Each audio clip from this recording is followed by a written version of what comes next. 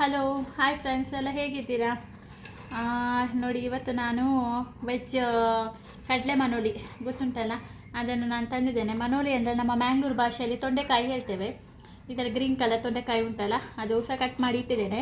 ಮತ್ತು ಕಡಲೆ ನಾವು ಕಪ್ಪು ಕಡಲೆ ಅಂತ ಹೇಳ್ತೇವೆ. ಈ ಥರ ಬರುತ್ತೆ ಕಡಲೆ. ಇದರದ್ದು ಸುಕ್ಕ ಮಾಡುವ ಅಂತ, ಸ್ವಲ್ಪ ಗಸಿ ಗಸಿ ಮಾಡುವ ಅಂತ, ತುಂಬ ಟೇಸ್ಟಿಯಾಗಿ ಬರುತ್ತೆ. ಇದನ್ನು ನಾನು ಯಾವ ರೀತಿ ಮಾಡ್ತೇನೆ ಅಂತ ನಾನು ನಿಮಗೆ ತೋರಿಸ್ತೇನೆ. ಅದಕ್ಕಿಂತ ಮುಂಚೆ ನನ್ನ ಚಾನಲ್ ಯಾರೆಲ್ಲ ಫಸ್ಟಾಗಿ ನೋಡ್ತಿದ್ದೀರಾ ದಯವಿಟ್ಟು ನನಗೆ ಸಬ್ಸ್ಕ್ರೈಬ್ ಮಾಡಿ, ಲೈಕ್ ಮಾಡಿ, ಅದೇ ರೀತಿ ಕಮೆಂಟ್ಸ್ ಕೂಡ ಮಾಡಿ. ಆದರೆ ಕೊನೆ ತನಕ ನೋಡಿ ವಿಡಿಯೋ, ಯಾರು ಕೂಡ ಸ್ಕಿಪ್ ಮಾಡಬೇಡಿ. ನಾನಿದು ತುಂಬ ಸ್ಪೆಷಲಾಗಿ ಮಾಡ್ತಿದ್ದೇನೆ, ತುಂಬ ಟೇಸ್ಟಿಯಾಗಿ ಬರುತ್ತೆ. ದಯವಿಟ್ಟು ಈ ಥರ ಟ್ರೈ ಮಾಡಿ ನೋಡಿ ಮನೆಯಲ್ಲಿ ಸಹ. ಇದನ್ನು ಈಗ ನಾನು ಬೇಯಿಸ್ಲಿಕ್ಕೆ ಇಡ್ತೇನೆ ಕುಕ್ಕರಲ್ಲಿ 3 ವಿಜಿಲಿಗೆ. ಇದರ ಜೊತೆ ನಾನು ಒಂದು ಟೊಮೆಟೊ ಕೂಡ ಕಟ್ ಮಾಡಿದ್ದೇನೆ, ಅದು ಸಹ ಒಟ್ಟಿಗೆ ಹಾಕಿ ಬೇಯಿಸ್ಲಿಕ್ಕೆ ಇಡ್ತೇನೆ. ನೋಡಿ, ಕುಕ್ಕರಿಗೆ ನಾನು ಕಡಲೆ ಮತ್ತು ತೊಂಡೆಕಾಯಿ ಮತ್ತು ಒಂದು ಕಟ್ ಮಾಡಿದ ಟೊಮೆಟೊ ಉಂಟಲ್ಲ, ಇದನ್ನು ಕೂಡ ಹಾಕಿದ್ದೇನೆ. ಈಗ ಇದಕ್ಕೆ ಉಪ್ಪು ಆ್ಯಡ್ ಮಾಡ್ತಿದ್ದೇನೆ, ಬೇಯಿಸ್ಲಿಕ್ಕೆ ಹಾಕೋ ಉಪ್ಪು ಹಾಕ್ತಿದ್ದೇನೆ. ಆಮೇಲೆ ಒಂದು 2 ಲೋಟೆ ನೀರು ಹಾಕ್ತೇನೆ. ಇದು ಸ್ವಲ್ಪ ಅಂದರೆ ಸುಕ್ಕ ಮಾಡಲಿಕ್ಕೆಲ್ಲ ಸ್ವಲ್ಪ ನೀರು ಹಾಕಿದರೆ ಸಾಕು. 3 ವಿಸಿಲ್ ಬರುವ ತನಕ ನಾನು ಬಾಯ್ಲ್ ಮಾಡ್ತೇನೆ. ಆಮೇಲೆ ಈಗ ಹೇಳ್ತೇನೆ ನಿಮಗೆ ಏನೆಲ್ಲ ಸಾಮಗ್ರಿ ಹಾಕಬೇಕು ಅಂತ. ನೋಡಿ, ನಾನು ಸಾಮಗ್ರಿ ಅದಕ್ಕೆ ಕಡಲೆ ತೊಂಡೆಕಾಯಿಗೆ ನಾವು ಮನೋಲಿ ಅಂತ ಹೇಳಿದ ಹಾಗೆ ನನ್ನ ಬಾಯಲ್ಲಿ ಮನೋಲಿ ಅಂತಲೇ ಬರ್ತದೆ ಮ್ಯಾಂಗ್ಳೂರು ಭಾಷೆಯಲ್ಲಿ. ನಾನು ಹಾಗೆಯೇ ಹೇಳ್ತೇನೆ, ನಿಮಗೆ ಗೊತ್ತಾಗುತ್ತಲ್ಲ, ಕನ್ನಡದಲ್ಲಿ ತೊಂಡೆಕಾಯಿ ಅಂತ ಹೇಳ್ತಾರೆ. ಕಡಲೆ ಮನೋಲಿಗೆ ನಾನು ಇಷ್ಟು ಕೊತ್ತಂಬರಿ ಬೀಜ ತೊಗೊಂಡಿದ್ದೇನೆ. ಆಮೇಲೆ ಇಷ್ಟು ಕರಿಮೆಣಸು, ಸ್ವಲ್ಪ ಮೆಂತೆ, ಆಮೇಲೆ ಸ್ವಲ್ಪ ಜೀರಿಗೆ. ನಾನು ಇಷ್ಟೇ ಸಾಮಗ್ರಿ ಹಾಕಿ ಒಳ್ಳೆ ಈಗ ಪದಾರ್ಥ ಮಾಡಿ ನಿಮಗೆ ತೋರಿಸ್ತೇನೆ. ನೋಡಿ, ಎಲ್ಲ ಸಾಮಗ್ರಿಗಳಿಗೆ ಒಟ್ಟಿಗೆ ನಾನು ಫ್ರೈ ಮಾಡ್ತಾ ಇದ್ದೇನೆ. 1 ಸ್ಪೂನ್ ಎಣ್ಣೆ ಹಾಕಿ ಹಸಿ ಸ್ಮೆಲ್ ಹೋಗಬೇಕು ಅಲ್ಲಿ ತನಕ ಫ್ರೈ ಮಾಡಿದ್ದೇನೆ. ಇದು ಫ್ರೈ ಮಾಡಿ ತಣ್ಣಗಾದ್ಮೇಲೆ ನಾನು ಮಿಕ್ಸಿ ಜಾರಿಗೆ ಹಾಕ್ತೇನೆ.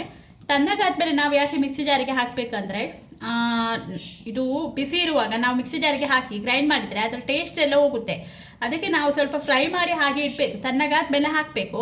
ಅದೇ ರೀತಿ ನಾವು ಮಿಕ್ಸಿ ಜಾರಿಗೆ ಹಾಕಿ ಇದು ಮಾಡ್ತೇವಲ್ಲ, ಗ್ರೈಂಡ್ ಮಾಡ್ತೇವಲ್ಲ ಸಾಮಗ್ರಿ, ಅದನ್ನು ಕೂಡ ನಾವು ತಣ್ಣಗಾದ್ಮೇಲೆ ಹಾಕಬೇಕು. ಬಿಸಿ ಬಿಸಿ ಇರುವಾಗ ಹಾಕಿದರೆ ಅದರ ಟೇಸ್ಟ್ ಎಲ್ಲ ಹೋಗುತ್ತೆ, ಅಷ್ಟು ಟೇಸ್ಟಾಗಿ ಬರೋದಿಲ್ಲ ನಿಮಗೆ. ಹಾಗೆ ಈಗ ಇದನ್ನು ತಣ್ಣಗಾದ್ಮೇಲೆ ನಾನು ಮಿಕ್ಸಿ ಜಾರಿಗೆ ಹಾಕ್ತೇನೆ. ನೋಡಿ, ನಾನು ಮಸಾಲೆ ರೆಡಿ ಮಾಡಿದ್ದೇನೆ.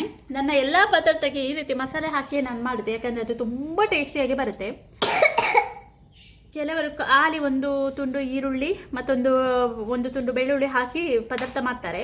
ನಾನು ಹಾಗಲ್ಲ, 1 ಫುಲ್ಲು ಈರುಳ್ಳಿ ಕಟ್ ಮಾಡಿದ್ದೇನೆ, ಆಮೇಲೆ 4 ಬೆಳ್ಳುಳ್ಳಿ ಹಾಕಿದ್ದೇನೆ, ಆಮೇಲೆ ಇಷ್ಟು ನೋಡಿ ಒಗ್ಗರಣೆ ಸೊಪ್ಪು. ಇದನ್ನು ಒಟ್ಟಿಗೆ ನಾನೀಗ ಫ್ರೈ ಮಾಡ್ತೇನೆ. ಅಷ್ಟು ತುಂಬ ಫ್ರೈ ಮಾಡೋದಿಲ್ಲ, ಸ್ವಲ್ಪ ಫ್ರೈ ಮಾಡ್ತೇನೆ. 1 ಸ್ಪೂನ್ ಎಣ್ಣೆ ಹಾಕ್ತಾ ಇದ್ದೇನೆ, 2 ಸ್ಪೂನ್ ಎಣ್ಣೆ ಹಾಕಿ ಆಮೇಲೆ ಫ್ರೈ ಮಾಡುವ. ನೋಡಿ, ಮಿಕ್ಸಿ ಜಾರಿಗೆ ಆಗ ನಾನು ಫ್ರೈ ಮಾಡಿದ್ದು ಕೊತ್ತಂಬರಿ ಬೀಜ ಹಾಕಿದ್ದೇನೆ ತಣ್ಣಗಾದ್ಮೇಲೆ.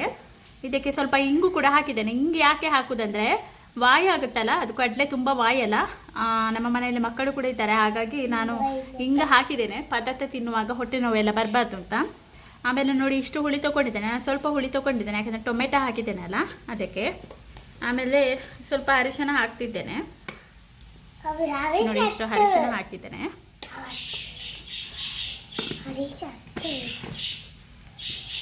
ನೋಡಿ, ನಾನು ಆಗ ಬೆಳ್ಳುಳ್ಳಿ, ನೀರುಳ್ಳಿ, ಒಗ್ಗರಣೆ ಸೊಪ್ಪು ತೊಗೊಂಡಿದ್ದೇನಲ್ಲ ಅದನ್ನು ನಾನು ಇಷ್ಟು ಫ್ರೈ ಮಾಡಿದ್ದೇನೆ. ಅದಕ್ಕೆ ಇದು ತಣ್ಣಗಾದ್ಮೇಲೆ ಮಿಕ್ಸಿ ಜಾರಿಗೆ ಹಾಕುವ. ಆಮೇಲೆ ಈಗ ಮೆಣಸು ತೊಗೊಳ್ತೇನೆ, ಅದು ಕೂಡ ನಾನು 1 ಸ್ಪೂನ್ ಎಣ್ಣೆ ಹಾಕಿ ಫ್ರೈ ಮಾಡ್ತೇನೆ. ನೋಡಿ, ನಾನು ಇಷ್ಟು ಮೆಣಸು ತೊಗೊಂಡಿದ್ದೇನೆ. ಜಾಸ್ತಿ ಖಾರ ನಾನು ಮಾಡೋದಿಲ್ಲ. ನಿಮಗೆ ಖಾರ ಬೇಕು ಅಂತಾದರೆ, ತುಂಬ ಖಾರ ಬೇಕು ಅಂತಾದರೆ ನೀವು ಗಿಡ್ಡ ಮೆಣಸು ಉಂಟಲ್ಲ, 1 6-7 ಆ್ಯಡ್ ಮಾಡಿ, ಆಗ ತುಂಬ ಖಾರ ಆಗುತ್ತೆ. ನಾನು ಇಷ್ಟೇ ಮೆಣಸು ತೊಗೊಂಡಿದ್ದೇನೆ.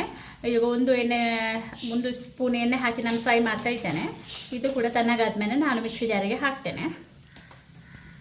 ನೋಡಿ, ಎಲ್ಲ ಐಟಮ್ ನಾನು ಮಿಕ್ಸಿ ಜಾರಿಗೆ ಹಾಕಿದ್ದೇನೆ. ನೀರುಳ್ಳಿ, ಬೆಳ್ಳುಳ್ಳಿ ಫ್ರೈ ಮಾಡಿದ್ದು, ಕೊತ್ತಂಬರಿ ಬೀಜ, ಹುಳಿ, ಮೆಣಸು ಎಲ್ಲ ಹಾಕಿದ್ದೇನೆ. ಇದಕ್ಕೆ ಸ್ವಲ್ಪ ನೀರು ಹಾಕಿ, ನಾವು ತುಂಬ ಸಣ್ಣ ಮಾಡೋದು ಬೇಡ, ಇದು ಸುಕ್ಕ ಮಾಡೋದಲ್ಲ, ಸ್ವಲ್ಪ ತರಿ ಆದರೆ ಸಾಕು. ಆಮೇಲೆ ತೆಂಗಿನಕಾಯಿ ಲಾಸ್ಟಿಗೆ ಆ್ಯಡ್ ಮಾಡುವ.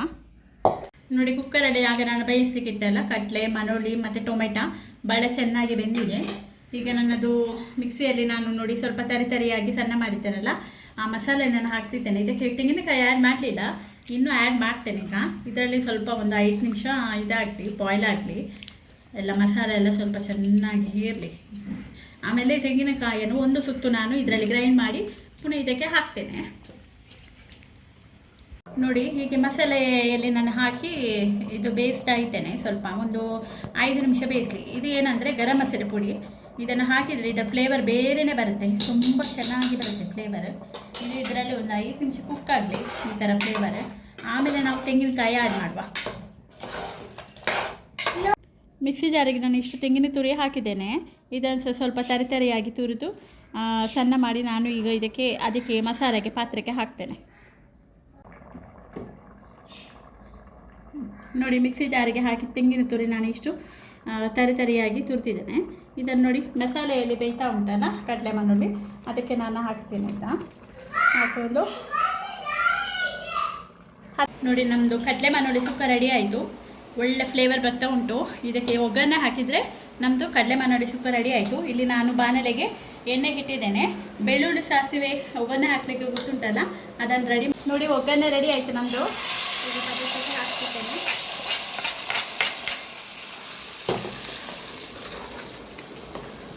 ಆಹಾ, ಒಳ್ಳೆ ಸ್ಮೆಲ್ ಬರ್ತಾ ಉಂಟು.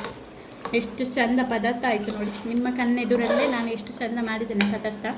ಇದನ್ನು ಮನೆಯಲ್ಲಿ ಟ್ರೈ ಮಾಡಿ, ಮಾಡದೇ ಇರಬೇಡಿ, ತುಂಬ ಟೇಸ್ಟಿಯಾಗಿ ಬರುತ್ತೆ. ಇದು ಅನ್ನಕ್ಕೆ, ಊಟಕ್ಕೆ, ಚಪಾತಿಗೆ, ಪೂರಿಗೆ ಎಲ್ಲದಕ್ಕೂ ಕೂಡ ಕಾಂಬಿನೇಷನ್ ತುಂಬ ಸೂಪರಾಗಿರುತ್ತೆ. ತಿನ್ನಿ, ಈ ಥರ ಟ್ರೈ ಮಾಡಿ ತಿನ್ನಿ. ನನಗೆ ಒಂದು ಮೆಸೇಜ್ ಕೂಡ ಕಮೆಂಟ್ಸ್ ಕೂಡ ಮಾಡಿ ಹೇಗಾಗಿದೆ ಕಡಲೆ ಮಣ್ಣುಳ್ಳಿ ಪದಾರ್ಥ ಅಂತ. ನನ್ನ ವಿಡಿಯೋ ಈ ಥರನೇ ನೋಡ್ತಾ ಇರಿ, ನನಗೆ ಫೈನಲ್ ತನಕ ಸಪೋರ್ಟ್ ಮಾಡ್ತಾ ಇರಿ. ಕಮೆಂಟ್ಸ್ ಮಾಡಿ, ಏನಾದರೂ ಇಂಪ್ರೂವ್ಮೆಂಟ್ ಏನಾದರೂ ಬೇಕಿದ್ದರೆ ಕಮೆಂಟ್ಸ್ ಮಾಡಿ, ದಯವಿಟ್ಟು ನನಗೆ ತಿಳಿಸಿ, ಗೊತ್ತಾಗಲ್ಲ. ಹಾಗೆ ಲೈಕ್ ಮಾಡಿ, ಶೇರ್ ಮಾಡಿ, ಅದೇ ರೀತಿ ಸಬ್ಸ್ಕ್ರೈಬ್ ಕೂಡ ಮಾಡೋದನ್ನು ದಯವಿಟ್ಟು ಮರಿಬೇಡಿ. ನನ್ನ ವಿಡಿಯೋ ನೋಡಿ ನನಗೆ ಈ ಥರನೇ ಸಪೋರ್ಟ್ ಮಾಡ್ತಾ ಇರಿ. ಫೈನಲಿ ನಮ್ಮದು ಕಡಲೆ ಮಣ್ಣುಳ್ಳಿ ಪದಾರ್ಥ ತುಂಬ ಚೆನ್ನಾಗಿ ರೆಡಿಯಾಗಿದೆ. ಸೂಪರಾಗಿ ಉಂಟು ಪದಾರ್ಥ. Thank you so much. ನೋಡಿ ಪಾತ್ರೆಗೆ ನಾನು ತೆಂಗಿನ ತುರಿ ಕೂಡ ಹಾಕಿದ್ದೇನೆ. ಈಗ 10 ನಿಮಿಷ ನಾನು ಬಾಯ್ಲ್ ಮಾಡ್ತೇನೆ. ನೋಡಿ ಎಷ್ಟು ಚೆಂದ ಬಂದಿದೆ ನೋಡಿ, ತುಂಬ ಚೆನ್ನಾಗಿ ಬಂದಿದೆ. ಸ್ವಲ್ಪ ಕೂಡ ನಾನು ನೀರು ಮಾಡಲಿಲ್ಲ, ಸುಕ್ಕ ಬಂದಿದೆ. ಆಮೇಲೆ ಲಾಸ್ಟಿಗೆ ನಾನು ಫೈನಲಿಗೆ ಬೆಳ್ಳುಳ್ಳಿ ಸಾಸಿವೆ ಒಗ್ಗರಣೆ ಹಾಕ್ತೇನೆ. ಈಗ ಒಂದು 10 ನಿಮಿಷ ಬೇಯಲಿ. ತುಂಬ ಫ್ಲೇವರ್, ತುಂಬ ಘಮ ಘಮ ಸ್ಮೆಲ್ ಬರ್ತಾ ಉಂಟು. ನಾನು ಗರಂ ಮಸಾಲೆ ಪೌಡರ್ ಹಾಕಿದ್ದೇನಲ್ಲ 1 ಸ್ಪೂನು, ಆ ಫ್ಲೇವರು. ಆಮೇಲೆ ಪ್ಲಸ್ ಈರುಳ್ಳಿ, ಕರಿಬೇವು ಸೊಪ್ಪು, ಆಮೇಲೆ ಬೆಳ್ಳುಳ್ಳಿದು ಮಸಾಲೆ ಹಾಕಿದ್ದೇನಲ್ಲ, ಆ ಫ್ಲೇವರ್ ಕೂಡ ಚಂದ ಮಾಡಿ ಬಂದಿದೆ. ಈ ಥರ ಟ್ರೈ ಮಾಡಿ. ಒಂದೇ ಥರ ಪದಾರ್ಥ ಮಾಡಿದರೆ ನಮಗೆ ಸಹ ಬೋರ್ ಆಗುತ್ತಲ್ಲ, ಏನಾದರೂ ಒಂದು ಟ್ರೈ ಮಾಡ್ತಾನೆ ಇರಬೇಕು, ಆಗಲೇ ನಮಗೆ ಸಹ ಗೊತ್ತಾಗೋದು. ನಾನು ಈ ಥರ ತುಂಬ ಸಲ ಟ್ರೈ ಮಾಡಿದ್ದೇನೆ, ಮನೆಯಲ್ಲಿ ತುಂಬ ಟೇಸ್ಟಿಯಾಗಿ ಬಂದಿದೆ ಅಂತ ಹೇಳಿದ್ದಾರೆ. ಹಾಗಾಗಿ ನಾನು ನಿಮಗೆ ಸಹ ಟ್ರೈ ಮಾಡಿ ತೋರಿಸಿದ್ದೇನೆ. ಮನೆಯಲ್ಲಿ ನೀವು ದಯವಿಟ್ಟು ಇದನ್ನು ಟ್ರೈ ಮಾಡಿ ನೋಡಿ.